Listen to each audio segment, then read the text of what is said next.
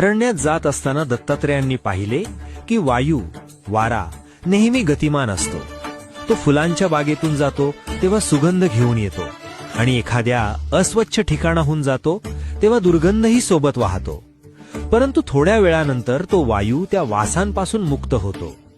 साधूने किंवा माणसाने समाजात वावरताना चांगल्या आणि वाईट अशा दोन्ही प्रवृत्तींच्या संपर्कात यावे लागते.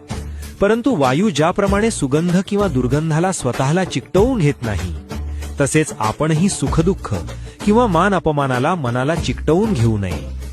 आपली मूळ शुद्धता कधीही हरवू नये. वाऱ्याप्रमाणे सतत प्रवाहित राहावे, एकाच ठिकाणी अडकून पडू नये. नंतर त्यांनी आकाशाकडे पाहिले. आकाश हे अनंत आणि सर्वव्यापी आहे. आकाशात ढग येतात, पाऊस पडतो, विजा चमकतात किंवा धूर पसरतो. पण या कशाचाही परिणाम आकाशाच्या मूळ स्वरूपावर होत नाही. ढग निघून गेले की आकाश पुन्हा जसेच्या तसे स्वच्छ असते. आपला आत्मा हा आकाशासारखा विशाल आहे हे दत्तात्रेयांनी ओळखले. ज्याप्रमाणे ढगांमुळे आकाश मलिन होत नाही, त्याचप्रमाणे शरीराला होणारे आजार, मनातील विचार किंवा बाह्य संकटे यामुळे आत्म्याचे स्वरूप बदलत नाही.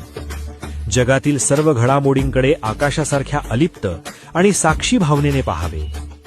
या दोन्ही गुरूंनी दत्तात्रेयांना हे शिकवले की बाहेरच्या जगात काहीही घडले तरी अंतरंगातून नेहमी अलिप्त आणि शांत राहावे. अवधूत चिंतन. श्री गुरुदेव दत्त.